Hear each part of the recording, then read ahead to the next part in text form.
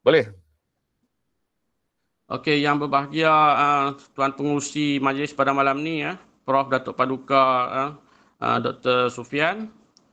Lepas tu Dr. Amir dan juga semua saya punya maha guru, sifu-sifu, guru-guru dan semua sahabat seperjuangan yang sedang berjuang memertabatkan perubatan etnosains di tanah air kita yang tercinta ini.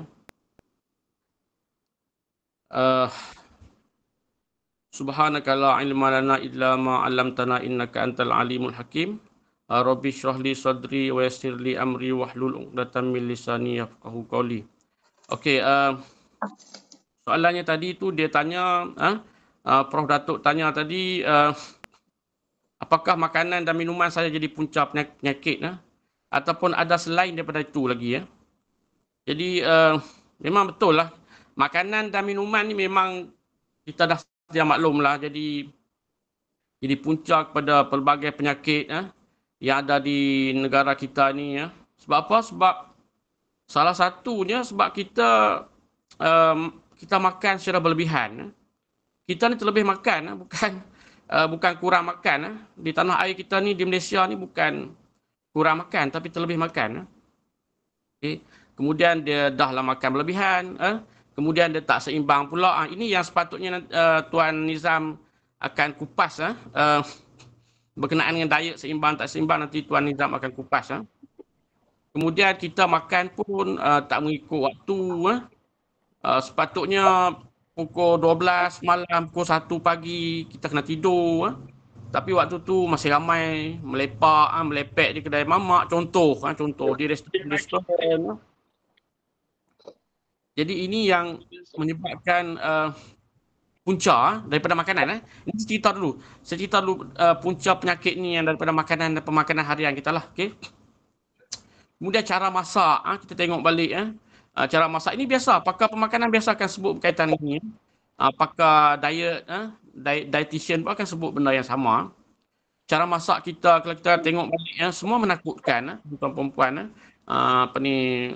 pengurusi, dan semua sahabat-sahabat seperjuangan saya. Makanan kita ni, cara masak makanan rakyat Malaysia ni memang menakutkan. Sebab apa? Sebab kita ada pelbagai, kita ada elemen pengaruh daripada pelbagai budaya yang masuk, yang banyaknya bergoreng-goreng. Itu yang kita ikut. Yang kita suka semua yang jenis yang berlemak tinggi. Kita tengok cara masak kita. Dan saya tak nampak budaya kita ni. Saya bekerja di Sabah, 24 tahun di Sabah. Saya tengok waktu mula-mula saya sampai di Sabah pada tahun 1999, orang Sabah ni dia memang lebih suka makan makanan yang sup-sup je. Very simple. Very simple. Sihat. That's why waktu tu sihat. Saya jarang dengar yang sakit, kawan-kawan saya semua sihat. Tapi bila mana budaya restoran-restoran masuk, yang goreng-goreng masuk, dah mula dah naik. Di Sabah pun mula dah. Orang-orang dia pun, orang tempatan lokal Sabah pun dah mula makan makanan-makanan yang goreng-goreng banyak, yang bakar direct flame, menggunakan api langsung sampai hangus makan. Okay. Kalau macam order sate pun sate yang garing, yang hangus, itu yang orang suka. Memang menakutkan Tuan Pengerusi. Menakut. Sebab bidang saya memang degree saya sains makanan dan pemakanan. Tetapi bila saya buat PhD, saya mengkhusus dalam toksikologi, biokimia. Jadi kita gabungkan pemakanan, kita perlukan makanan sihat. Tapi apakah makanan kita makan tu yang sihat tu selamat? Itu dua perspektif yang berbeza. Kadang kita rasa kita makan seimbang, makan buah-buahan, sayur-sayuran, ikan, semua ikut portion yang pakar pemakanan sarankan.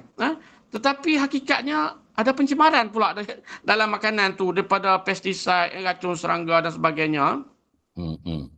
Cara makan, cara masak pun hingga menghasilkan bahan-bahan penyebab kanser. Itu yang contoh mudah tu, yang sate tu kalau kita bakar sampai jadi arang tu kalau kita analyse, saya biasa buat analisis di makmal, memang akan mengandungi nitrosamin. Nitrosamin ni bahan yang sudah proven sebagai carcinogenic compound, bahan yang akan menyebabkan kanser. Siapa makan pun tak kira, saya makan pun boleh jadi kanser. Okey, sains efek apa? You profesor ke, you scientist ke, kalau you cakap, you tak cakap supaya bikin, you pun makan sate yang hangus juga, sama ke, you pun akan kena juga. Dia tak akan terlepas. Kanser ni dia akan menghambat sesiapa sahaja. Cara masak yang tak betul lah, sampai jadi hangus. Bukan saya kata tak boleh makan yang barbecue, yang grill, yang panggang. Bukan maksud saya begitu. Nanti kita akan detailkan lagi. Kemudian makanan yang berbentuk segera, fast food. Fast food kita dah tahu dah, memang fast die. Itu dah lama orang bagi tahu.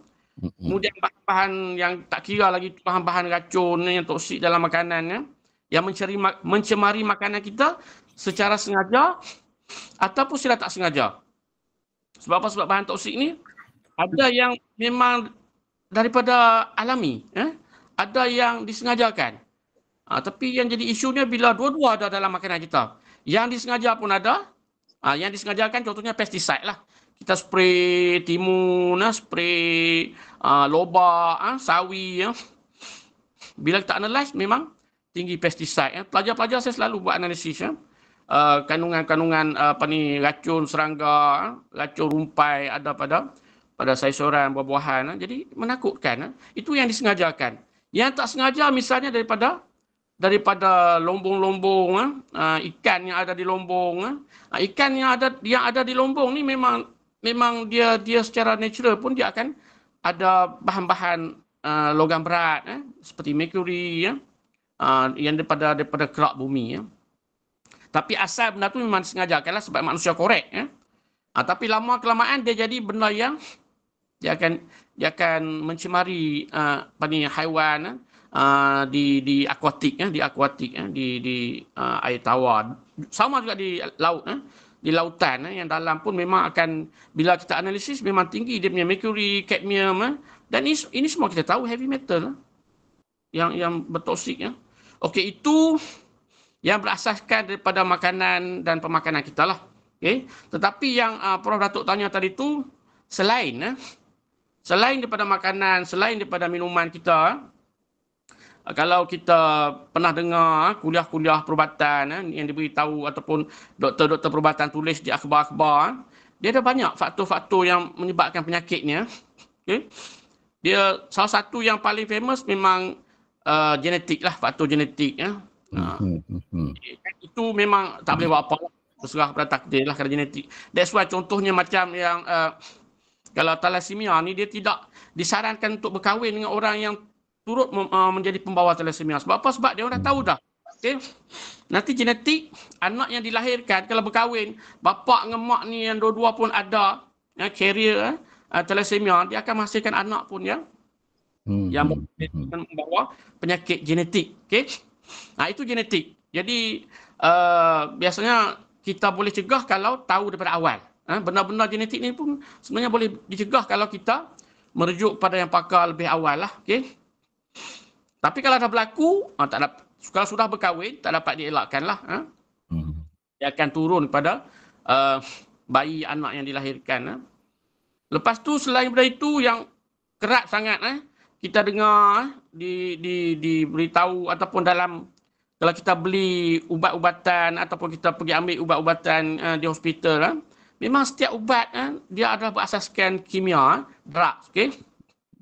Dan dia memang bila drug ni dia akan ada potential side effect dia, memang akan ada. Jadi samalah juga dengan kalau vaccination tu, nanti saya akan cerita sikit. Dia akan menghasilkan AFI, AEFI, Adverse Event Following Immunization. Mana kata dia tetap akan ada potential side effect, kesan buruk. Itu kalau siapa yang kena, tak kira lah. 1 dalam 100 ke, 1 dalam 1000 orang ke, 1 dalam 1,000,000 ke. Tetap kalau kena lah. Boleh jadi. Okey, dan itu yang diambil ubat-ubatan kimia dadah ni, yang diambil mengikut preskripsi yang betul, mengikut saluran yang betul. Yang ramai ambil secara tak betul pun ramai. Ini pun lagi masalah. Dia sendiri jadi doktor, dia gunakan ubat-ubatan kimia yang diambil ni tanpa preskripsi, sangat bahaya. Dia akan boleh menyebabkan overdose dan sebagainya, dan penyakit untuk dia lah. Kemudian saya nak sentuh juga pasal suplemen sekarang ni banyak kita tengok yang dijual online. ataupun bahan-bahan kosmetik yang dijual, sama ada dibuat secara diuji atau tidak status keselamatan. Keberkesanan, ramai orang akan klaim keberkesanan, tapi apa cerita pasal keselamatan? Sebab saya rasa Prof Mustafa pun ada dalam ni. Ini semua orang toksikologi. Jadi toksikologi ni kita bercerita pasal kesan jangka pendek. Mana kata you makan hari ni ataupun you sapu kat muka hari ni, esok terbakar muka ke ataupun immediately terbakar ke, melecur ke ataupun mati ke. Itu kesan segera. Kesan jangka sederhana. Middle term effect. Mungkin dalam 6 bulan, 5 bulan, 4 bulan setelah kita gunakan sesuatu produk. Dan yang kita takut ialah long term effect, chronic effect. Ini kita tak tahu. Dan bukan senang. Dalam amal pun kita nak test untuk nak predict. Chronic effect ni bukan senang. Bukan senang. Jadi that's why ramai yang orang escape. Escape buat ujian untuk long term. Sebab apa? Sebab dia nak produce cepat, dia nak jual cepat. Jadi keberkesanan mungkin dia berkesan, tetapi belum bererti, belum bermakna dia selamat. Sama juga dalam kes vaksin dulu pun, yang saya lawan tu. Dia orang cakap kesan. Okay? Tapi belum tentu selamat. Itu yang saya pelik, ada seorang pakar perubatan ni, minta maaf, saya ulang balik, saya quote balik apa dia cakap. Okay? Kita guna dulu. Dia kata guna dulu. Okay? Sehingga dia terbukti tak selamat. Hai, saya kata ni pelik ni orang pakar perubatan boleh cakap begini. Dia boleh digunakan dulu, tak apa. Sehingga dibuktikan tak selamat. Sepatutnya terbalik. Sesuatu benda tu, sama ada yang kita nak makan ke, yang kita nak gunakan sebagai ubatan ke, mesti kita buktikan selamat dulu, baru kita ambil. Tapi yang claim to be pakar, masuk dalam TV pula tu. Dan saya pun dengar. Mungkin orang lain pun ada dengar juga, dia kata tak kisah. Guna dulu vaksin ni. Sehingga dia terbukti tak selamat. Ini yang sekarang. Sekarang ni yang terjadi. Ini yang saya lawan dulu. Sebab kita tahu. Kita saintis dalam makmal. Kita tahu. Benda-benda yang vaksin ni bukan sehari 2 hari. Bukan sebulan 2 bulan. Come on lah. Bukan sekejap untuk menghasilkan dan nak dibuktikan berkesan, selamat. Bukan senang. Ambil masa bertahun. Lebih daripada 5 tahun. Nanti Prof Mustafa pun biasa cakap. Macam tu. Pakar farmakologi kita, Prof Mustafa beritahu. Bukan benda ni cepat. Tapi kalau yang hasilkan 5-6 bulan ni, saya dah tulis dalam artikel saya kena ban satu Malaysia dulu tu, saya dah tulis. Vaksin yang akan bakal dibawa masuk ni ialah vaksin Mi Segera. Saya tulis terang-terang. Itu yang marah betul dia orang dengan saya. Dia orang cakap saya ni, palatau lah, saya ni anti vaksin lah, bapa anti vaksin lah. Tapi kita dah nampak benda ni akan berlaku. Kita nampak sebab benda ni dibuat secara tergesa-gesa, tanpa ujian keselamatan yang lengkap. Keberkesanan saya tak mau sentuh, tapi saya memfokuskan kepada keselamatan. Orang-orang toksikologi ni, orang biokimia, orang toksikologi ni mesti dia cerita pasal keselamatan, safety first. Okay? Berkesan itu nombor 2, nombor 3. Saya tak berminat nak cerita pasal keberkesanan. Kalau dia berkesan pun, kalau tak selamat, hati-hati. Don't go for that lah. Okay? Lepas tu, itu yang pasal suplemen-suplemen lah, yang tidak ubatan kimia. Tadi tu saya beritahu, suplemen-suplemen online, banyak sekali mudah dapat, order saja di mana-mana platform, mudah dapat. Tapi soalannya, apakah sudah disahkan selamat? Lepas tu, seterusnya, dari sudut amalan gaya hidup kita, ini pun jadi punca juga. Amalan gaya hidup kita sekarang ni pun tak sihat. Lepas rokok diganti dengan vape. Dan kajian terbaru menunjukkan vape tu lagi dahsyat. Lagi racun. Betulkan saya kalau saya salah. Kajian menunjukkan vape tu lagi dahsyat. Dia punya kesan dia lagi immediate. Dia punya efek kepada manusia. Boleh menyebabkan lung cancer lagi cepat. Throat cancer. Tapi bila kita cakap, orang tak percaya. Orang cakap palatau. Kita baca kajian yang dibuat di luar negara. Di dalam negara orang kaji. Dia orang compare vape dengan rokok. Rupanya vape ni lagi dahsyat. Dia punya side effect dia. Okay? Pakar-pakar dalam ni, dia orang betulkan saya kalau saya silap. Itu yang saya dah baca lah. Saya tak buat kajian pasal vape ni. Tapi bila kita baca, lagi menakutkan. Lagi menakutkan dari rokok. Jadi di mana letaknya orang yang kata vape tu, oh baguslah, okey, biar aku gunakan vape lah daripada aku merokok ni membahayakan kesihatan, vape ni kurang sikit. Salah. Ha? Salah cakapan. Memang persepsi yang 100% salah. Ha? Sebenarnya pun tak bagus, vape pun tak bagus. Ha? Dua-dua tak bagus. Ha? Tak baik langsung. Itu semua adalah salah satu daripada gaya hidup yang tak sihat. Ha? Lepas tu dah lah vape, pisau rokok semua, exercise pun malas. Ha? Makanan tadi pun tak jaga, makan pelbagai suplemen ambil. Ha? Oh memang itulah jadi punca-punca penyakit yang menyebabkan macam-macam masalah yang berlaku. Lepas tu yang terbaru sebab Prof Datuk tanya juga apakah vaksin salah satu? Ya, vaksin salah satu. Saya pertahankan sampai sekarang, saya tak pernah tarik saya punya statement tu. Walaupun universiti minta saya memohon maaf, saya minta maaf. Dia menggunakan nama universiti waktu tu, betul, saya minta maaf. Tapi saya tak pernah tarik balik kenyataan saya. Saya minta maaf, saya menggunakan nama universiti waktu tu, dia marah kat saya, okey?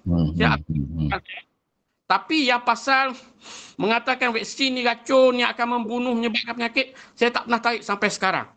Dan sekarang kalau kita semua tengok apa sudah berlaku sekarang ni. Tak betul ke apa yang saya cakap? Bukan saya cakap, saya pun quote banyak daripada pakar-pakar luar negara seperti Prof Sucharit Bhakdi, you all boleh check. Prof Brian daripada University of Guelph, Canada. Siapa lagi? Apa ni?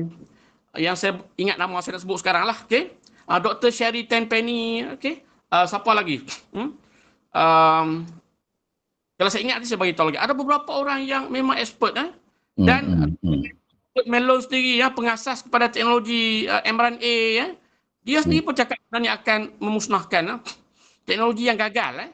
mRNA yang dimasukkan dalam vaksin ini adalah satu teknologi yang gagal. Dia punya co-founder pun dah mengakui benda ni, tapi kita masih cakap dia selamat. Oh pelik, memang pelik. Guna dulu. Guna dulu, buktikan dulu sehingga terbukti dia tak selamat. Itu guna punya orang lah. Pakar perubatan macam tu memang saya memang saya benci betul lah orang macam tu. Sepatutnya jangan cakap macam tu. Kalau tak tahu jangan cakap. Tapi jangan cakap benda tu. Itu yang tak betul. Di situ memang tak betul dah. Ada berapa minit lagi ni round ni? Okey, jadi baik. Terima kasih banyak. Saya rasa Dr. Ros ni telah menjawab keseluruhannya. Yang menarik juga ialah kita bercakap tentang makanan. Tapi kita lupa sumber yang menjaga tanaman tadi yang membawa kepada makanan tu ialah tumbuh-tumbuhan, tanaman-tanaman hijau yang digunakan pesticide. Itu bahan kimia disembuh kepada bahan-bahan makanan kita, kemudian kita pula makan. Jadi di situ ada lagi satu kita panggil rantaian sumber kepada penyakit, iaitu pestisida. Saya pun terfikir apakah tidak ada satu kajian sains melihat bahan organik yang boleh digunakan untuk mencegah serangga, mencegah serangga-serangga perosak lah. Tak perlu guna bahan kimia tapi boleh gunakan bahan organik. Jadi ini satu kajian yang patut kita fikirkan bersama, yang boleh dijalankan oleh para saintis. Dan saya hanya terlintas satu produk yang namanya Al-Muslih. Dia menjadi satu bahan semburan organik untuk mencegah serangga-serangga. Tapi tak apa, kita bincang waktu lain. Dr. Nizam sudah ada di dalam talian ya. Dr. Nizam boleh respon? Halo Dr. Nizam. Dr. Nizam, nampak dia tak. Baik, Dr. Nizam dah buka mute ya. Baik, Dr. Nizam, tadi kita nak mulakan perbincangan tadi awal, tapi Dr. Nizam tak dapat masuk, tapi sekarang dah ada. Cuma Dr. Nizam merupakan pakar pemakanan jugalah, nutritionist, biochemist. Kita nak tanya, kita bercakap tentang makanan seimbang ya, diet, balance diet. Tetapi balance diet ni macam mana maksudnya? Mestikah ada sayur, mesti ada fiber, mesti ada nasi, mesti ada elemen-elemen tu untuk jadi pemakanan yang katakan seimbang. Tapi dalam pada seimbang tu juga pun ada juga orang yang sakit juga walaupun makanan seimbang. Apakah kenyataan itu betul? Atau bagaimana? Ataupun ada punca lain dalam dalam makanan seimbang tu yang menjadi satu hambatan juga kepada kita balik. Boleh silakan Dr. Nizam, Tuan Haji Ahmad Nizam. Okey, baik. InsyaAllah. Okey, Assalamualaikum warahmatullahi wabarakatuh. Assalamualaikum. Jadi tentang makanan sihat. Okay, saya selalu ni dengar clear Boleh Clear? dengar. Clear, Prof. Ya, saya dengar, Okay. dengar. Okay, saya selalu tekankan tentang bila berhadapan dengan pesakit lah, sebab kita merawat menggunakan kaedah ataupun protokol pemakanan, nutrition dan juga ubatan herba sebagai ubat. Tapi pemakanan tu adalah nombor satu dalam merawat penyakit. So saya cerita ni dari segi saya sebagai pengamal perubatan menggunakan herba dan pemakanan. Saya tak tinggal pemakanan. Okay. So pemakanan is the prime, nombor satu. Kalau pemakanan tak betul, ubat yang kita ambil sama ada herba ataupun ubatan drug lah, allopathic medicine, tak berapa berkesan ataupun berkesan sekejap, lepas tu datang balik, lepas tu kurang kena tukar ubat lain, macam-macam. Lepas tu ada komplikasi lah, ada side effect lah, ada suppression lah, macam-macam. Kan? Yang jadi bertambah banyak penyakit yang berlaku. Jadi nombor satu adalah pemakanan. Jadi pemakanan macam mana yang dikatakan untuk tadi Prof Sufian highlight 3 kaedah alami lah untuk kita jaga kesihatan. Memelihara, mencegah dan akhir sekali merawat. Kan? So semua ni ada dalam protokol pemakanan, nutrition. Saya selalu tekankan bila berhadapan dengan pesakit, amalkan makanan whole foods. Nanti saya terangkanlah. Whole foods, satu keyword dia, whole foods, alami, seimbang, bebas bahan kimia aditif dan bebas residu racun pertanian dan juga pencemar-pencemar lain lah yang Prof. Dr. Rosni terangkan tadilah, macam-macam kan. Betul. Jadi memang ini adalah punca utama epidemiknya penyakit-penyakit kronik zaman sekarang seluruh dunia. Negara maju, negara membangun, negara yang miskin semua. Tapi yang paling statistik paling tinggi, yang paling ketara adalah di negara maju lah. Europe, negara barat kan, termasuk negara kita lah kan. Penyakit-penyakit yang saya katakan epidemik tu adalah penyakit berkaitan dengan penyakit metabolik. Yang Prof. Dr. Rosni cakap tadi, kita bukan kurang makan, tapi terlebih makan. Kan, terlebih makan. Okey. Terlebih makan yang dimaksudkan tu macam mana? Kan? So dia ada banyak penerangan dari segi salah pemakanan, terlebih makan. Dia ada banyak benda yang kita nak kena bincang. So maybe sesi ni memang tak cukup lah. Cuma saya akan terangkan sikit-sikit lah bagi hint kan. Makanan whole foods. Apa itu makanan whole foods? Terjemah bahasa Melayu, makanan penuh. Makanan penuh, faham tak? Makanan penuh. Susah nak faham kan makanan penuh, apa yang penuh. Kan? Maksud dia makanan yang minimally processed, unrefined. Kalau unrefined maknanya mentah kan? Tak, bukan unrefined. Kita proses juga tapi mengekalkan khasiat mikronutrien di samping makronutrien. So makanan kita makan adalah makronutrien kan? Karbohidrat, protein, minyak dan lemak. Tapi dengan syarat makanan tu mesti mengekalkan khasiat mikronutrien. Maksudnya nutrien yang kita perlukan sikit-sikit. Vitamin, mineral, elektrolit, antioksidan, phenolic compound, polyphenol, coenzyme Q10, macam Dr. Idris tekankan tentang GABA, macam-macam ada dalam makanan whole food. So bila makanan tu diproses secara melampau, ekstrim proses makanan, macam beras putih, nasi putih, tepung putih, gula putih, kan, garam putih. Dia boleh dikatakan kosong, tak ada khasiat mikronutrien. Dalam beras putih, vitamin B dah hampir tak ada. Hampir tak ada. Sama juga tepung gandum putih. Hampir tak ada vitamin B. Padahal kita sangat memerlukan vitamin B kompleks untuk metabolize ataupun bahasa mudahnya menguraikan, membakar kalori yang kita makan tadilah untuk menghasilkan tenaga. Kan? Jadi kalau makanan kalori yang kita makan tak dapat diuraikan untuk menghasilkan tenaga dalam bentuk ATP, tenaga kimia tu kan, maka itu yang menyebabkan kita jadi gemuk. Masalah metabolik, gangguan metabolik, jadilah obesity dan juga penyakit-penyakit yang menyebabkan makanan kalori yang kita makan tadi build up dalam badan kita, dalam darah especially. Gula build up untuk diabetics kan. Penyakit metabolik, diabetes type 2 lah. Darah tinggi sebab build up lemak dan juga kolesterol dalam darah kita. Kan, yang kemudian kalau dah sampai ke tahap uric acid meningkat dalam badan kita, kan, itu pun disebabkan oleh kita menghasilkan uric acid berlebihan ataupun kita tak boleh singkirkan uric acid, kan.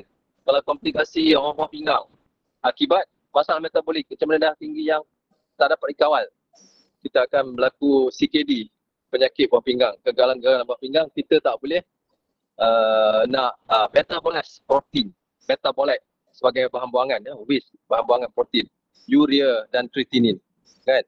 So benda-benda ni semua disebabkan oleh salah pemakanan kita tadi. So makanan-makanan yang menyebabkan masalah metabolik dikaitkan dengan dengan makanan-makanan yang boleh meningkatkan tekanan oksidatif, penimbunan radikal bebas dalam badan kita. So makanan-makanan yang tak ada zat tadi, tak ada vitamin lah, kan. Yang refined processed food, tak ada zat, tak ada vitamin, tak ada mineral, kita tak boleh guna secara optimal untuk produce tenaga. Lepas tu makanan tu mengandungi bahan-bahan kimia pula, yang alami. Yang alami patutnya bebas bahan kimia, bebas bahan sintetik, bahan aditif, pewarna, perasa tiruan, pemanis tiruan, kan, emulsifier, so macam-macam. Kemudian ada pula residual daripada racun pertanian, tadi Dr. Rosli dah sebutkan. Roundup, herbicide kan, racun rumpai, pesticide, insecticide, itu semua boleh menyebabkan tekanan oksidatif di dalam tubuh kita. Dia merosakkan fungsi sel. Fungsi apa sel? Fungsi metabolik sel, fungsi mitokondria dan fungsi macam-macam lagi, gene expression lah, macam-macam proses, kan, dan menyebabkan ketidakseimbangan proses redox. Proses redox ni berkaitan dengan peningkatan oxidative stress lah, di mana oksidan lebih daripada antioksidan dalam badan kita. Itu yang menyebabkan penyakit-penyakit. Lepas tu ni saya cerita tentang penyakit metabolik sajalah dulu kan. Kemudian tadi Prof tanya pasal adakah kalau kita ambil makanan seimbang penyakit boleh berlaku juga. Ya, boleh berlaku juga kalau kita ambil makan seimbang. Tadi dah sebut disebabkan oleh pencemar-pencemar, racun-racun, residual racun dan juga bahan aditif dalam makanan. Juga suplemen yang Dr. Rosli dah cakap. Suplemen yang diambil secara sewenang-wenangnya.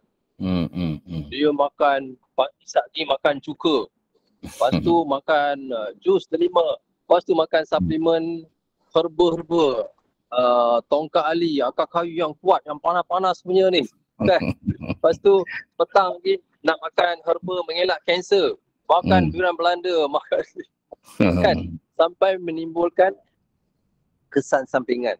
So saya banyak terima orang yang mengalami kesan sampingan daripada berlebihan mengambil suplemen dan juga herba. Tahu apa dia punya kesan? Kesan dia kata saya ni dah jaga makan, terlalu baik jaga makan. Lepas tu dia kata saya makan suplemen ni. Saya dalam hati kata dia ada masalah kesihatan tapi dia jaga pemakanan kan. Okay. Maksudnya dia dah berlebihan. So sesuatu yang baik kalau berlebihan pun akan jadi racun dalam badan kita. Kalau benda yang tak baik itu memanglah benda yang akan merosakkan sel kan. Tapi benda yang baik kalau berlebihan pun boleh merosakkan sel kita. Gitu. Okay. Jadi Tuan Haji Nizam Tuan Haji Nizam, jadi maknanya makan ni memang kita semua nak makan lah. Ya, tapi bila kita lihat kadar literasi maklumat, literasi kesedaran, literasi ilmu tentang pemakanan dalam masyarakat kita ni rasanya macam rendah lah ya, terlalu rendah dan tidak tahu tentang hal-hal begini. Saya ingat dulu masa zaman 60-an 70-an bagi mereka yang usia 60 ke atas ni, kita ada satu buku masa sekolah rendah dulu, buku Sains Kesihatan. Ya, kita belajar tentang kesihatan, tapi mata pelajaran tu telah dibatalkan. Termasuk juga mata pelajaran civic yang telah dibatalkan. Jadi kesedaran literasi tentang maklumat dan juga ilmu tentang kesihatan ni, tentang pemakanan ni nampaknya terlalu rendah lah ya, dan banyak orang menghadapi penyakit. Baik, Saudara Nizam, ada nak tambah apa-apa lagi tentang apa yang saya tanyakan tadi? Kalau tidak, kita nak beralih pada Dr. Rosni untuk round yang kedua. Baik, ada sikit lagi. Sebenarnya saya tertinggal benda. Sila. Apa tadi? Tidak.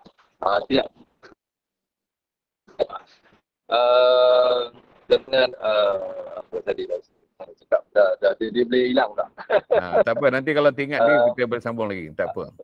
Saya nak cakap tentang makanan Jepang. Baik. Okey. Tentang literasi pemakanan. Literasi pemakanan. Boleh masuk balik. Sebenarnya bukannya susah nak jaga makanan sihat, makanan yang baik ni. Kan dalam ayat Quran disebut kulu wasyabu wala tusrifu kan. Makan dan minumlah kamu dan jangan berlebihan kan. Dan juga yang saya ingat ayat satu lagi tu makan makanan yang halal lagi baik. Halal dan tayyiban. Ayat penuh saya tak ingat tu. Kan? Halal dan tayyiban. Tayyiban tu makanan yang baik untuk kesihatan jasmani kita, mental dan juga rohani. Kan?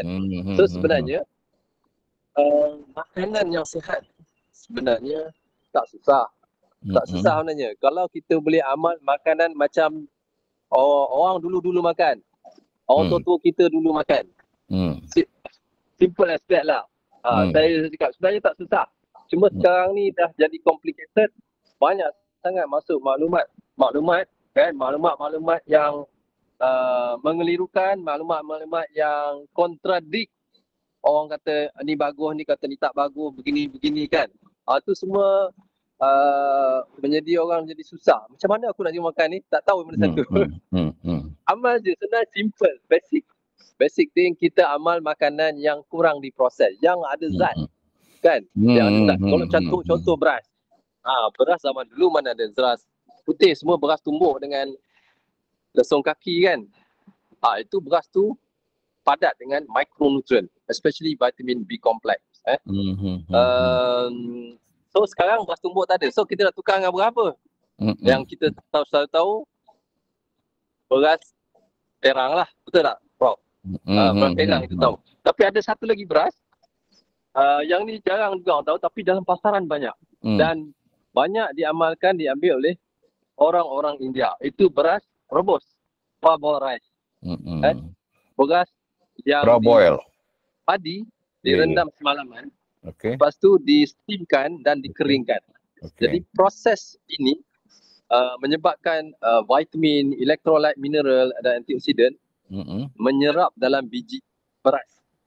So beras tu mengandungi kandungan mikronutrien yang tinggi berbanding dengan beras putih. Dan dia juga ada khasiat prebiotics, resistant starch yang boleh menurunkan glycemic index, GI. Jadi orang yang kecil manis ke tak kecil manis sepatutnya kena makan beras rebus, beras parboil ni sebabkan GI yang rendah. Kalau beras putih, GI dia 79, 78, hampir 80. Kan? Kalau beras parboil, dia punya GI 34. Ada yang 20 lebih. Ada yang tengok kalau basmati parboil lagi rendah. Mungkin 20 atau 19. So beras ni akan menyebabkan kita akan rasa kenyang lama. Kita tak ada rasa nak makan, tak ada rasa lapar, tak ada rasa angin, gastrik. Sebab dia tak akan menyebabkan spike gula dan seterusnya tidak akan menyebabkan spike insulin. Jadi kita akan kenyang lama, kita punya kesihatan metabolik sel kita akan optimize. So masalah metabolik satu dah selesai dekat sini. So ada lagi benda-benda gangguan metabolik, faktor-faktor gangguan metabolik yang lain, especially minyak dan lemak sayuran. Tadi Dr. Rosli dah sebutlah pasal cara masak makanan bergoreng, itu salah satu. Ada satu lagi, lemak trans. Ini dahsyat, lemak trans ni lagi teruk. So banyak kajian, kalau kita Google kesan lemak trans pada kesihatan, tapi yang bahasa Inggeris banyaklah. Trans fatty acid impact on health. So banyak artikel dan tengok jurnal yang saintifik pun banyak. Kan? FDA pun dah declare last year, tak silap saya. FDA baru nak declare. Baru nak declare setelah berapa puluh tahun. 1940-an kot trans fat ni dihasilkan dalam margarine. Shortening tau. Dalam non-dairy creamer, minuman 3-in-1 non-dairy creamer, itu kaya dengan trans fat tu. Itu penyebab penyakit-penyakit metabolik, jantung, kecil manis, darah tinggi, kolesterol, stroke pun. Masya-Allah. Okey, baik. Terima kasih Tuan Haji Nizam. Banyak tu maklumat yang Tuan Haji Nizam bagi ni amat bermakna dan amat manfaat pada kita lah. Saya dah bayangkan kalaulah kita ada program literasi pemakanan yang sihat, yang disiarkan dalam RTM 1, 2 atau 3, ataupun ada siri-siri penerangan tentang meningkatkan literasi maklumat dan juga ilmu tentang makanan ni, rakyat Malaysia ni agaknya sehat dan tak pergi kedai-kedai restoran atau kedai-kedai makan yang menawarkan makanan segera lah yang mungkin tak cukup diet seumpamanya. Baik, terima kasih. Saya nak kembali kepada Dr. Rosni. Boleh Prof, satu lagi. Ini maklumat sangat penting. Patah. Okey. Kita ada second round nanti. Nanti kalau ada baik. Sila. Okey. Sekarang masyarakat tak kira barat atau di Malaysia menekankan hanya benda-benda yang baik. Benda baik, bagus. Makan sayur banyak, makan buah-buahan banyak. Ada yang diet ketogenik, tak makan langsung gula atau gula sikit saja makan. 20 gram, 30 ketogenik diet. Dia hanya makan protein haiwan dan juga lemak daripada butter minyak sapi yang tak ada gula, yang tak ada karbohidrat. Tak makan gula, tak makan ni, tak makan, semua tak makan, kan? Tapi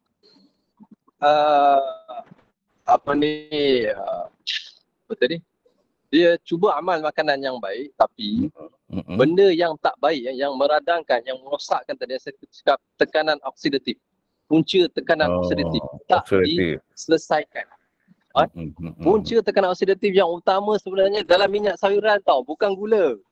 Gula kalau kita makan, kita boleh stabilkan dia.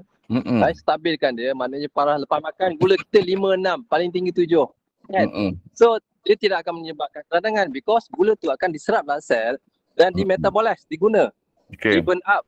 So gula yang menyebabkan keradangan bila gula tu tak boleh masuk sel disebabkan insulin resistant, sel tak boleh membenarkan gula masuk dalam sel. So dia duduk dalam darah plasma, darah kita lama, berbulan-bulan, yang menyebabkan HB1AC itu meningkat, menunjukkan gula duduk dalam darah kita lama. Itu menyebabkan kerosakan. Bukan gula saja, protein, lemak, minyak, sayuran. Kalau duduk dalam darah lama, tekanan darah tinggi, lemak. Baik. Okey. Nampak baik. Kalau mau pindah, creatinine kan, urea tinggi, semua akan menyebabkan semua sakit.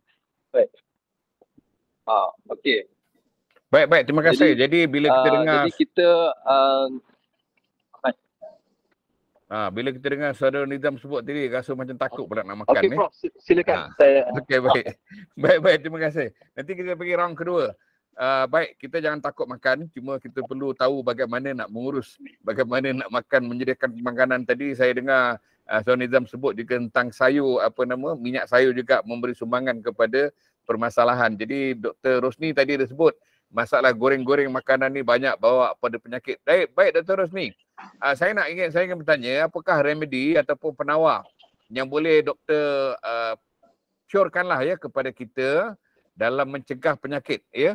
Jadi mencegah penyakit ni maknanya dah masuk label kedua lah. Label pertama tadi ialah memelihara kesihatan. Jadi makanan yang betul seumpamanya, tapi bila dah makan datang pula ya hal-hal yang boleh membawa pada penyakit. Macam kata sebut tadi lah, herbicide, weedicide, pesticide tadi tersirat ya dalam tumbuh-tumbuhan makanan yang kita ambil, kita makan ya, termasuklah penyiraman. Jadi maknanya dibawa kepada penyakit. Jadi apa yang mungkin doktor syorkan untuk pencegahan penyakit dan merawat penyakit ni lah dalam kehidupan moden, lifestyle, new lifestyle yang makan makanan pun kita makan je lah apa-apa yang ada kan. Baik, silakan doktor. Okey, selamat kembali ke round yang kedua. Terima kasih kerana tuan-tuan perempuan masih setia bersama dalam Google Meet live kita malam ni ya. Okey, berkaitan dengan pertanyaan daripada tuan pengurusi ya, mengenai pencegahan, apakah remedi atau penawar. Saya dah gariskan di sini ada 3 lah yang saya boleh cadangkan. Yep. Satu, ini sangat penting ya. Ini sangat penting. Mana kata kita kena ambil pepatah yang kita bisa dengar lah. Jadikan makanan dan minuman kamu sebagai ubat. Bukan ubat itu sebagai makanan dan minuman kamu. Saya ulang. Okay. Saya ulang. Yeah. Jadikan makanan dan minuman yang kita ambil hari-hari itu sebagai ubat kita. Okay. Jangan jadikan itu ubat-ubatan diterbalikkan jadi makanan dan minuman kita seharian. Jadi kalau itu berlaku memang malang lah. Memang kita tak dapat nak mencegah, nak merawat lagi susah. Okay? Sebab apa? Sebab kita terpaksa bergantung ubat. Jadi jadikan makanan minuman kita sebagai ubat-ubatan. Yang mana makanan-makanan ni dia akan jadi ubatan, dia akan jadi syifa, dia akan jadi penawar, dia akan jadi remedi, jadi medicine. Bila kita makan dia secara sederhana. Ikut sunnah Nabi sallallahu alaihi wasallam. Mana kata ni nak cakap senang lah, tapi saya kena bercakap. Okey, saya kena bercakap sebab orang mungkin akan bercakap. Bila saya bercakap macam ni, orang akan bercakap, nak bercakap mudah lah. Tapi nak buat, saya kena bercakap. Bila kita ada sedikit ilmu, kita kena bercakap. Mana kata kita kena makan tu memang bila betul-betul lapar je. Lepas tu kita kena berhenti sebelum rasa kenyang. Okey? Jadi inilah baru makan secara bersederhana untuk mencukupkan kehidupan, mencukupkan tenaga kita untuk beraktiviti, ya, itu sudah mencukupi. Ya. Lepas tu satu yang sederhana, lepas tu ikut makan, ikut waktu makan yang betul. Ini remedi yang pertama, saya rangkumkan dalam satu remedi yang pertama ni ialah makan, jadikan makanan dan minuman itu sederhana kita ambil, ya, ikut waktu makan yang betul. Kemudian kita ambil makanan seimbang, organik. Ini Tuan Nizam akan explain lebih detail lah. Dari pemakanan kita boleh pergi lagi detail. Sebab kami belajar di universiti pun bukan sekejap. Nak belajar subjek makanan-pemakanan pun sampai 3 atau 4 tahun. Ya. Dalam sesi yang begini memang tak dapatlah nak terang semua. Dia penting seimbang dan organik. Okay? Saya bangkitkan balik istilah yang mungkin tak disebut tadi, organik. Organik ni, istilah ni ialah makanan yang free from any kontaminan daripada bahan-bahan kimia yang beracun, pesticide, herbicide dan sebagainya tu. Okey. Lepas tu bukan setakat yang disembuh. Termasuk dengan baja-baja. Baja yang juga besar pun mesti baja yang organik. Okey. Baja kimia. Kalau baja kimia dia back to square one lah. Dia akan masuk juga, racun-racun akan masuk juga dalam sayuran tu. Jadi istilahnya, ikut waktu makan betul, makan secara sederhana, kemudian pilih yang seimbang, buat makanan seimbang, organik. Okay? Dan sayur-sayuran, memang sayur-sayuran buah-buahan tu kita kena perbanyakkan ambil lah, dalam menu harian kita. Cumanya saya nak tekankan di sini, kalau buah-buahan yang kita beli dari luar, bukan kita tanam sendiri, kita tak tahu status dia, memang kita kena buat nyah racun di rumah sendirilah. Okey. Manakala kita kena rendam dia, okey, kikis buah lilin ya. Kalau kita beli apple hijau contohnya, tuan-tuan perempuan makan terus, perempuan tak pernah cuba ambil pisau kikis dia tengok. Dia punya lilin akan keluar. Ada wax. Wax itulah yang telah dimasukkan dengan segala bahan-bahan untuk mengawetkan buah apple tu. Jadi kita tengok kalau apple merah ke apple hijau ke, letak atas meja 1 minggu 2 minggu pun dia takkan reput. Sebab itulah sebab ada wax tu. Kita kena buang itu contohnya. Lepas tu rendam dalam air garam. Itu semua praktis-praktis yang boleh menyah racunkan sayur-sayuran. Lepas tu baru kita makan. Itu kalau yang kita tak pastilah. Tapi kalau kita sendiri tanam di belakang rumah, timun tanam belakang rumah, buah naga tanam belakang rumah, nenas, itu tak payahlah. Sebab kita tahu kita tak racun. Kita tahu kita gunakan baja yang organik. Okey. Secara itu boleh diambil dalam jumlah yang lebih portion lah berbanding dengan makanan lain.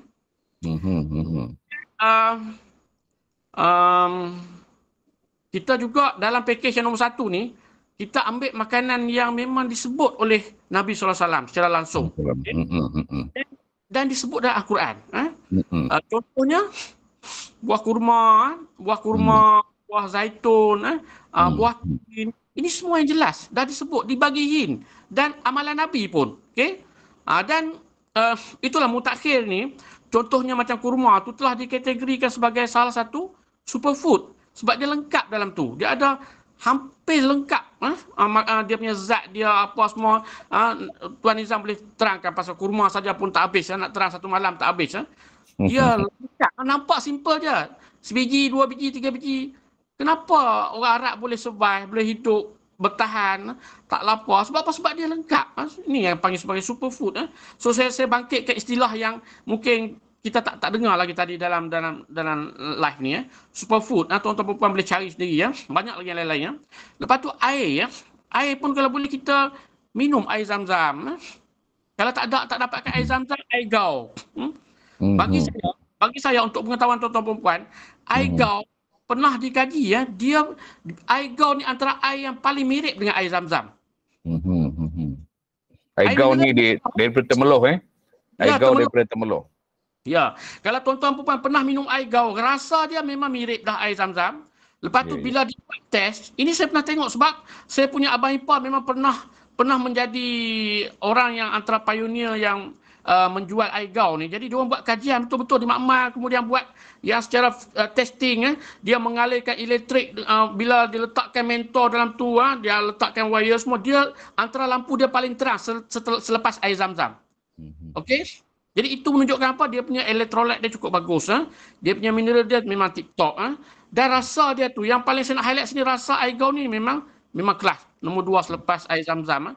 Jadi kalau saya nak cakap di sini, kalau tak dapatkan air zam-zam, dapatkanlah air gau. Sebab bila kita compare dengan air mineral yang lain, tak sama. Tak sama rasa dia, tak sama kadar pengaliran arus elektrik dia tak sama. Itu pernah dibuat dah kajian untuk orang yang mula-mula nak pasarkan air gau. Saya tengok sendiri dokumen tu. Saya pernah tengok sendiri. Itu saya highlightkan sini. Lepas tu kalau yang tak dapat lah air zam-zam, air gau tak dapat, air paip pun tak apa. Tapi penting air paip yang ditapis lah. Tak perlu penapis yang mahal tuan-tuan perempuan untuk nak minum air yang sihat ni. Guna mineral pot yang lama tu dulu. Yang sekarang kalau kita beli dalam berapa puluh ringgit je, RM50 ke satu pot tu. Yang dia ada layer batu, arang, bla bla bla, sampai daripada batu besar sampai batu kecil tu. Kalau tuan-tuan perempuan pernah gunakan itu bagi saya yang lebih baik berbanding dengan penapis-penapis yang lain. Saya tak mau sebut jenama. Tapi yang paling mampu milik dan dia tetap berkesan. Yang penting tuan-tuan perempuan ganti penapis dia setiap 6 bulan. jangan pakai lama pula. Ikut dia punya spek. Alright, dan ini semua ni yang package ni bila kita rangkumkan untuk yang nombor 1 ni saya bagi tahu ni akan mencegah daripada kita mendapat sebarang jenis penyakit terutama penyakit yang berkaitan dengan makanan lah dan pemakanan ni. Dan bila kita, itu untuk mencegah daripada penyakit. Tapi kalau kita amalkan semasa sakit pun dia akan mempercepatkan proses pemulihan. Macam Tuan Nizam bagi tahu tadi, pemakanan tetap nombor 1 semasa kita sakit. Di samping kita ambil ubat-ubatan apa semua tu remedi, kita kena jaga makanan dan pemakanan kita, okey? Baik. Itu penyelesaian yang pertama. Yang kedua, Yang kedua baru produk saya Prof Datuk yang Prof Datuk saya highlight. Ini yang pertama saya highlightkan, ini anti-infeksi yang dia panggil anti-infeksi. Ini berasaskan homeopati Berasaskan homeopati saya formulakan sejak 2013. Dah digunakan merawat pesakit di pusat rawatan kami sendiri di Sabah. Dan juga sekarang pusat rawatan saya ada di Perak. Kita dah merawat kes-kes jangkitan ini untuk boost our immune system untuk pencegahan penyakit. Dan kalau dah kena jangkitan, kita boleh ikhtiarkan dengan ini juga dia akan lawan. Pesakit-pesakit COVID dulu pun ramai yang gunakan ni, alhamdulillah dengan izin Allah SWT cepat sedia sembuh. Asalkan ada jangkitan, insya-Allah ini berkesan. Ini yang remedi yang kedua saya boleh sarankan. Dan yang terakhir ini sesiapa yang, sebab Prof Datuk juga minta saya highlight sikit apa yang viral sekarang ni, yang tim saya sedang viralkan ialah set detox kami ada detox ini set detox 3 botol ni untuk membuang racun vaksin, okey. Siapa-siapa yang dah terjejas dengan vaksin Pfizer, Sinovac, AstraZeneca ni ini remedi yang kami dah guna lama sejak 2021 untuk mendetok keluar racun-racun daripada Pfizer, Sinovac, AstraZeneca, CanSino juga. Alhamdulillah, pesakit kami yang batch mula-mula tu frontliner, saya boleh katakan 80% yang menggunakan remedi ni, alhamdulillah dia cure, sihat balik bila daripada FE dia orang tu ada yang dapat anxiety, panic attack, gastrik, ada yang tekanan darah mencanak-canak tinggi, tiba-tiba tak boleh dikawal. Dia orang gunakan remedi ni, alhamdulillah dia buang habis, dia detox keluarkan racun vaksin tu, lepas tu dia orang sihat balik. Dan sampai sekarang, sampai 2024 ni, masih ini antara yang diguna ramai dan dia orang banyak yang guna, memang beri feedback yang sangat positif dan alhamdulillah kembali sihat. Dan ini yang kami sedang buat. Tim Detox Dr. Rosni ni, DDR ni, kami sedang bergerak satu Malaysia. Kami sedang nak pujuk orang ramai untuk berdetox, untuk apa? Untuk buang racun vaksin. Yang mana yang racun vaksin telah didesain untuk bukan sekadar untuk menyebabkan kita sakit. Boleh sampai menyebabkan kematian, myocarditis, kena cardiac arrest, kena kematian dan sebagainya, lain-lain lah. Stroke, major stroke dan sebagainya. Jadi setakat itu dulu yang saya boleh share untuk malam ni, tuan-tuan dan puan. Baik. Terima kasih Dr. Rosni. Banyak perkara yang dapat dan telah disampaikan. Jadi untuk maklumat selanjutnya mengenai produk tu nanti bolehlah berhubung dengan saya ataupun Dr. Rosni secara langsung melalui maklumat yang diberi pada poster. Baik, kembali kepada saudara Nizam. Saudara Nizam, tadi telah pun sedikit sebanyak saudara Nizam telah sentuh tentang makanan sunnah dan Dr. Rosni pun dah sentuh makanan sunnah. Tetapi mungkin Nizam boleh kongsi dengan kita tertib makan ataupun adab makan yang boleh menghindarkan kita daripada penyakit. Maknanya makan juga, tetapi tertib makan tu misalnya Nabi SAW sebut jangan makan makanan darat dan laut bercampur misalnya. Saya pun mungkin nak dapatkan maklumat lanjutlah daripada Saudara Nizam. Boleh bantu kita kongsi sedikit tertib makan. Silakan Dr. Saudara Nizam. Okey, baik. Terima kasih Prof. Okey, tentang adab makan ni secara sunnah memang dalam perubatan Tibbun Nabawi ditekankan tentang kombinasi makanan-makanan tertentu tak digalakkan sebab boleh mengundang penyakit, menyebabkan tekanan oksidatif, lebih saintifik lagi, menyebabkan keradangan. So dia punya explanation secara saintifik sebenarnya. Macam Prof Sufian cakap tadi, 2 jenis protein tak boleh ambil dalam satu hidangan serentak, tak boleh. Kurang-kurangnya kena gap beberapa jam. Sejam pun tak cukup. Kena fully cerna, hadam, diserap satu protein, baru ambil next protein. Jangan campur. Macam untuk guru kami selalu sebut, bila ada telur, ada ayam, ada daging, ada ikan campur. Oh, ini zoo. Ingat zoo ke? Ni makan zoo macam-macam makanan haiwan ada kan. Itu menyebabkan salah satu protein tak dapat dicerna, dihadam dengan sempurna. Apakah impact kalau makanan protein tak dapat dihadam? Masya Allah.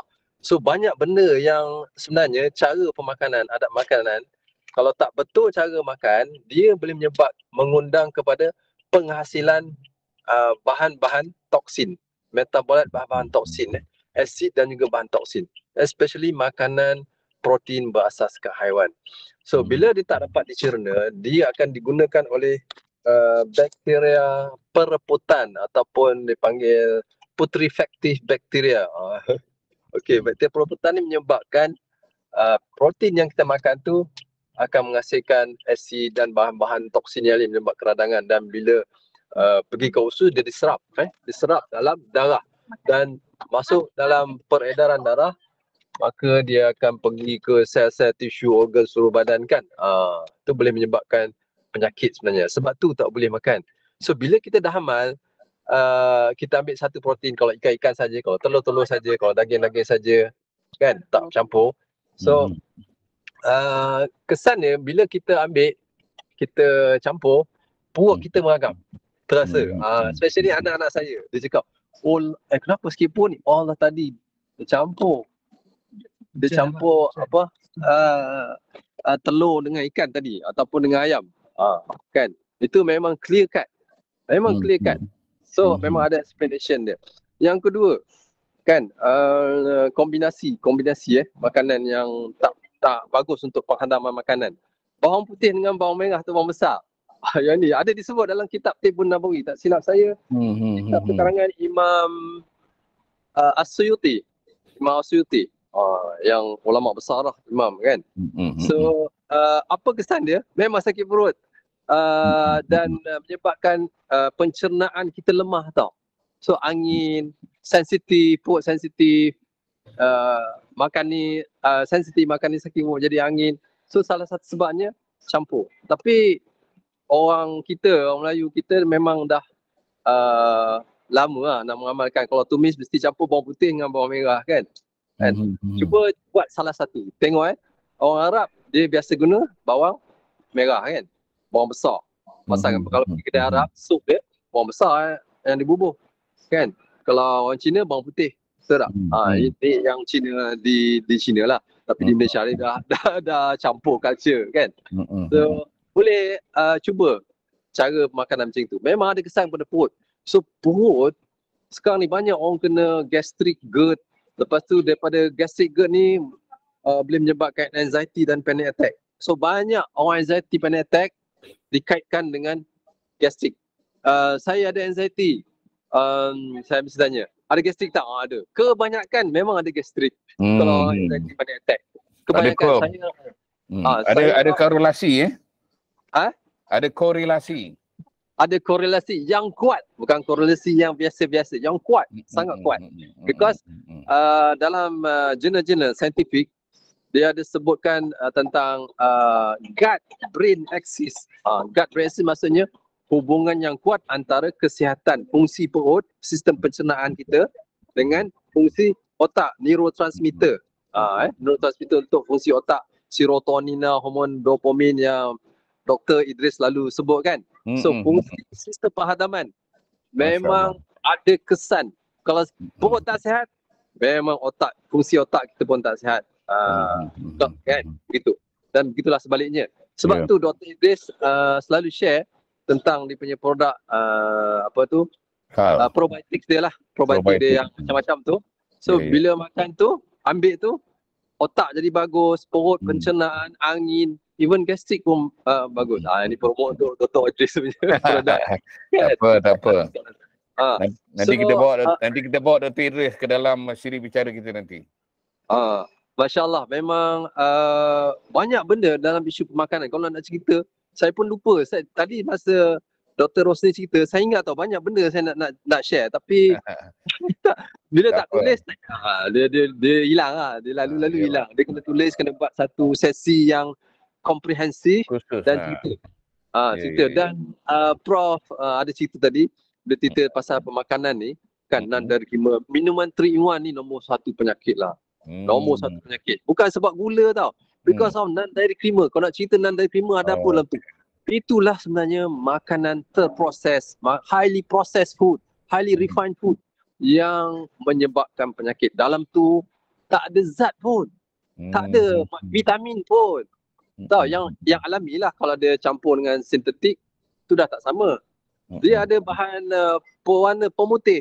Dia ada trans fat tinggi tau. Trans fat dia sangat tinggi.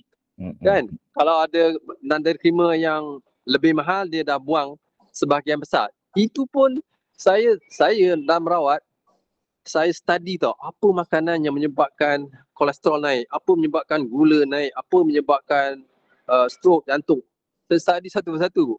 Puluhan tahun saya 10 kali saya test nak confirm. Lepas tu saya baca jurnal-jurnal, tengok correlation antara sesuatu jenis makanan dengan satu penyakit, khususnya penyakit metabolik tadi lah.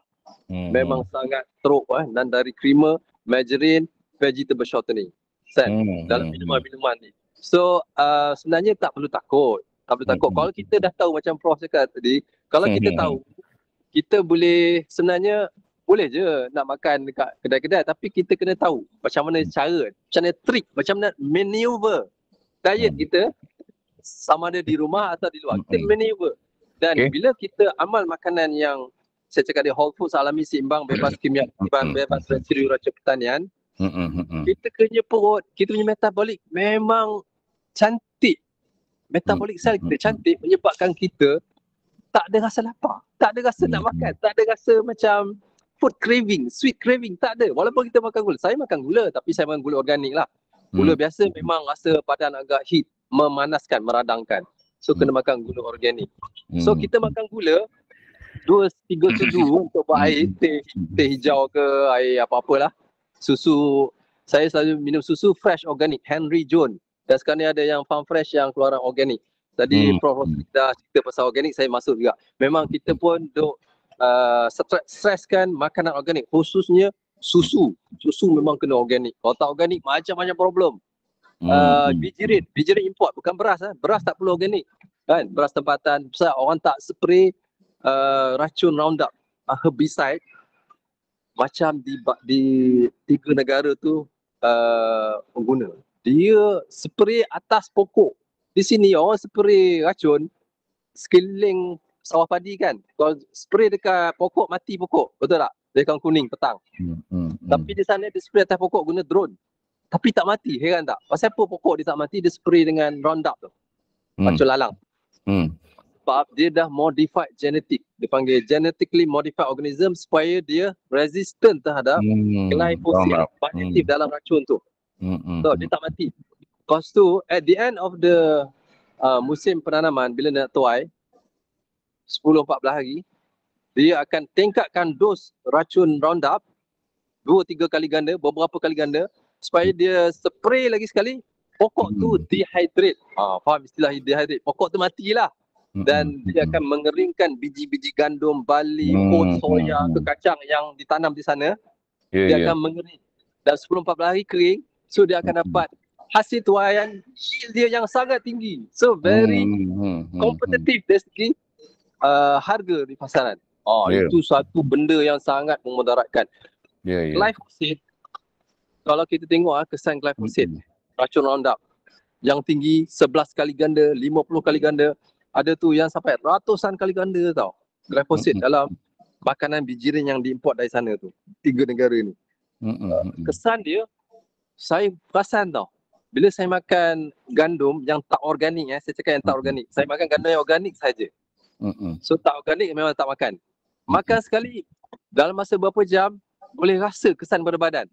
Kalau tak pernah makan gandum organik, dia tak rasa tau, sebab dia dah biasa. So masalah tu dia sentiasa rasa, tapi dia tak tahu sebab apa. So kesan dia, kita rasa fatigue, very lesu, lemau, lesu. Lemau, orang Negeri Sembilan cakap lemau. Kan? Lesu. Fatigue, chronic fatigue syndrome, salah satu sebabnya racun dalam makanan kita. Especially ni glyphosate mesti kita. Glyphosate dia boleh penetrate dalam biji rin tau. Dia memang dibuat untuk penetrate supaya rumpai-rumpai tu mati. Dia masuk dalam sistemik daun, tisu daun dan mati. Tapi pesticide, insecticide, dia lebih dekat luaran. Pesticide kita boleh rendam dalam air garam macam Prof. Rosni cakap tadi, dan kita boleh singkirkan lebih 90% dengan rendam air garam dalam 10 minit. Buah air garam yang murah lah. Kan? Memang dia boleh singkir. Tapi kalau racun glyphosate, herbicide, dia tak boleh singkir sebab dia dah serap dalam biji-bijian gandum, soya, oat, barley tersebut. So ini akan menyebabkan banyak kes kanser, khususnya limfoma. Kanser sel darah putih, limfosit. Dan juga penyakit-penyakit metabolik, penyakit jantung dan lemah, sebab glyphosate ni adalah satu asid amino macam dia ubah suai.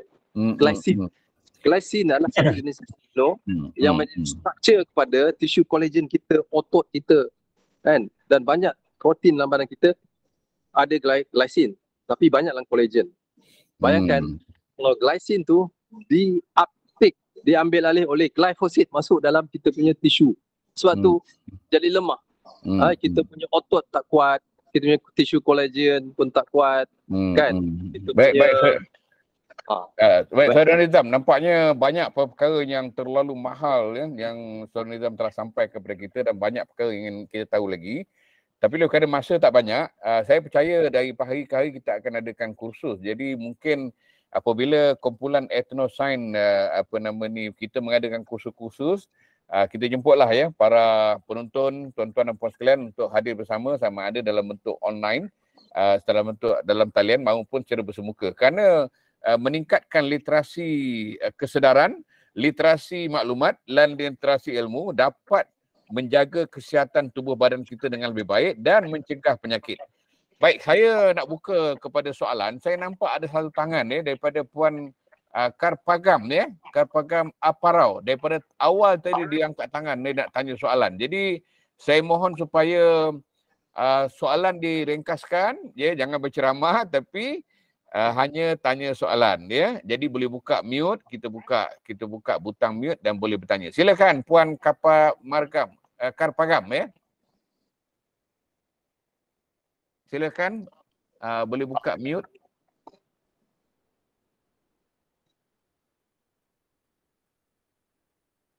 Baik, saya juga nampak yang lain. Siapa nak tanya soalan boleh teruskan. Saya cuba tengok nama Karpagam ni untuk kita tengok mikrofon dia tak terbuka lagi.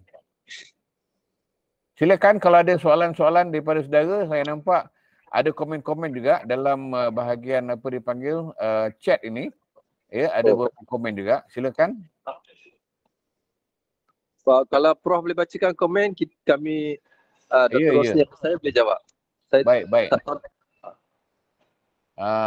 Komen-komen yang biasa, dia bukan soalan. Jadi ada yang tanya, kalau air daripada telaga direct dari tanah tidak ditapis, adakah okey atau tak okey kalau tak tapis daripada telaga terus? Soalan yang lain, mungkin yang lain tu komen saja.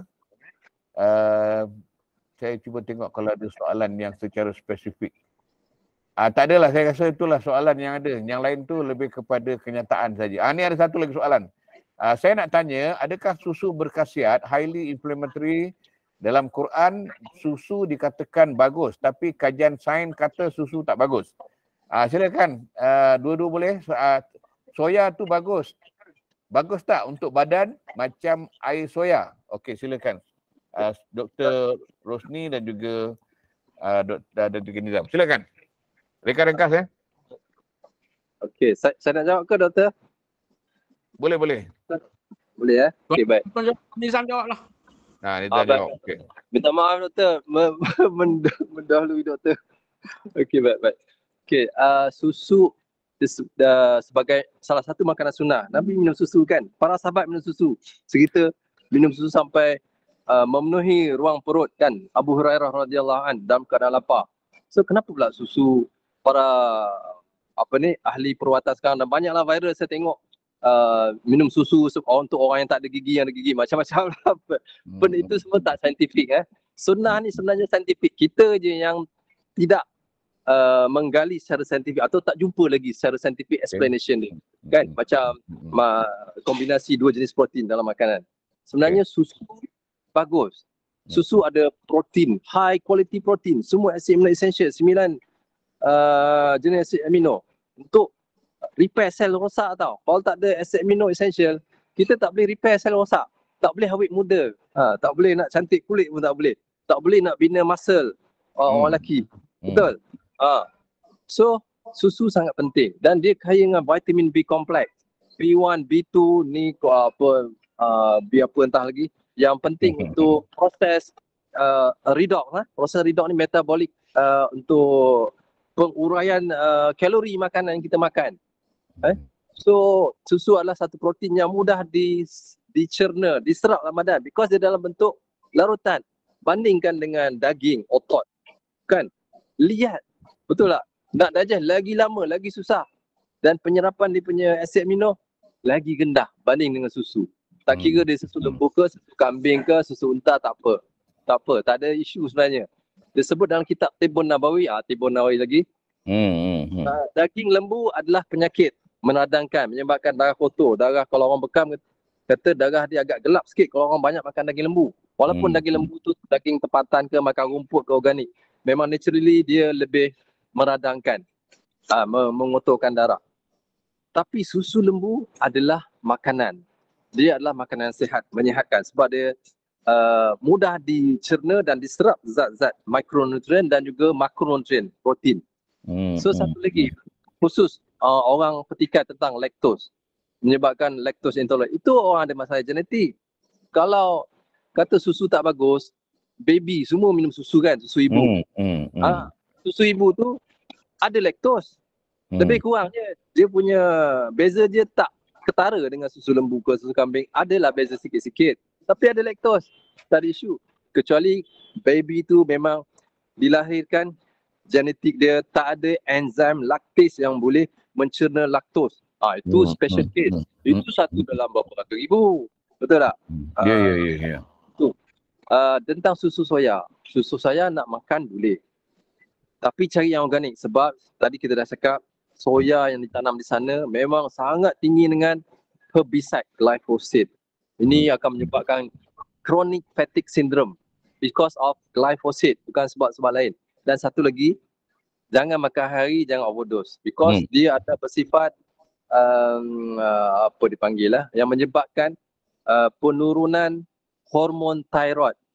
Bila hormon thyroid turun, kita punya metabolisme asas tubuh akan berkurangan. So kita akan lebih sejuk, kita akan lebih susah untuk metabolize lemak, jadi kita lebih gemuk kan.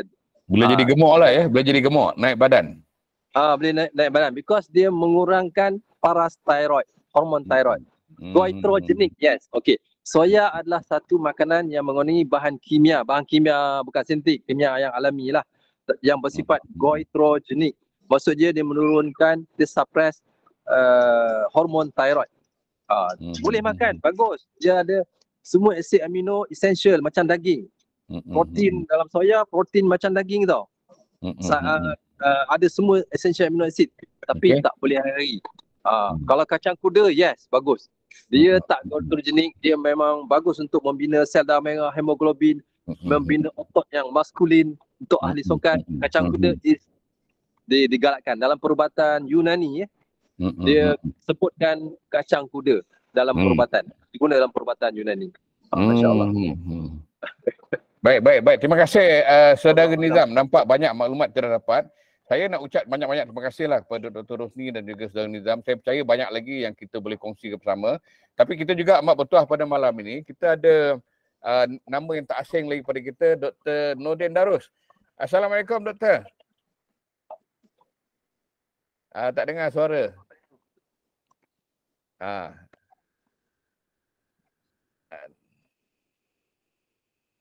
Tak dengar, mute. Dr. Amir, boleh buka mute untuk Dr. Nordin. Mungkin ada admin punya keyword kat situ ni. Betul lah Prof. Tadi saya pun tekan nak unmute, tak boleh tau. Okey, Tekan okey. sekali tak boleh. Mungkin Sekarang boleh dengar? adminnya. Dah boleh dengar? Boleh. Ya, Baik. doktor. Apa khabar Prof? Apa Baik, khabar baik. semua? Baik. Alhamdulillah. Sihat, doktor. Boleh sepatah dua kata untuk malam ni? InsyaAllah. Saya teruja sekali bila dengar Prof dengan Tuan Haji Nizam berbicara tadi, sebab saya pun masih banyak belajar, terutama sekali evolusi perkembangan sains, terutama sekali dari sudut yang sering diperkatakan sekarang, iaitu diet ataupun pemakanan. Saya pun heran orang sampai takut pada perkataan diet ni. Sebenarnya diet is just cara sistem kita makan, tak ada masalah. Jangan dipersalahkan menggunakan perkataan dari segi jargon ni. Jargon is just terminologi. Satu. Nombor dua ialah kita terlalu ada mazhab-mazhab yang terlalu taksub kepada sesuatu jenis makanan saja ataupun style makanan saja. Saya kira yang ni semua menjadi masalah besar. Betul tak? Sehinggakan rakyat ataupun pengikut-pengikut kita tidak tahu yang mana satu yang betul. So, kalau lain kali Prof kita boleh bahas benda ni, saya InsyaAllah. untuk mencari jalan tengah. Semoga ramai orang yang boleh enjoy lagi makan tetapi masih boleh sihat. Itu dia tujuan saya, masih enjoy tapi masih lagi sihat. Ya, insyaAllah. Jadi mungkin insyaAllah pada satu masa yang akan datang kita akan aturkan Dr. Nurdin Darus juga akan berada dalam siri bicara kita, dan mungkin Prof Mus ada di sana? Profesor Mustafa? Ada. Assalamualaikum Datuk. Wajah nampak muda sikit malam ni. Sila Prof, ada sepatah dua kata untuk kita malam ni pasal Saya makanan. rasa bagus siri-siri macam ni kita dapat sama-sama mendapat maklumat yang berbeza-beza dan kita boleh tengok yang mana sesuai. Sebab semuanya yang beri ni adalah kebaikan. Semua maklumat ini kebaikan, tapi kita ada banyak sudut-sudut yang berbeza. Kalau kita banding perubatan moden dengan perubatan tradisional pun berbeza. Tapi dua-dua perubatan tu untuk kebaikan. Bukan untuk penyakit. Saya rasa it's very healthy forum. Macam kita dapat ramai orang-orang yang pakar-pakar yang sebelum ni kita tak dapat maklumat sebab mereka tak ada peluang untuk nak beri maklumat kepada kita. Jadi inilah satu platform yang saya rasa memberi peluang kepada golongan-golongan yang telah ditindas, saya rasa. Terpinggir. Ditindas, tak diberi peluang oleh media-media lain kerana katanya mana bukti. Mana bukti? Where is the evidence? So kadang-kadang kalau you baca ayat Quran, mana you nak ada evidence? Kan? So saya rasa bagus, inilah satu platform yang patut dibina dan juga patut diwar-warkan supaya lebih ramai. Saya sedih tengok sebab tak ramai sangat audience. Mungkin orang tak tahu ke ataupun masih awal lagi sekarang. Belum popular lagi. So kita patut buat lagi banyak-banyak supaya ramai orang yang dapat manfaat. InsyaAllah. Saya rasa syabaslah pada Datuk yang telah lama. Idea ni saya tahu Datuk dah lama dah nak buat, tapi banyak masalah. So Alhamdulillah Dr. Amir pun dah bantu banyak. So kita tengoklah, mungkin benda ni akan jadi popular.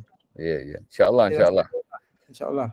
Baik. Terima kasih Prof Mustafa. Tuan-tuan dan puan sekalian, sebenarnya siri-siri yang kita buat ni adalah susulan daripada siri-siri wacana yang kita buat di Atma UKM sejak daripada tahun 2017.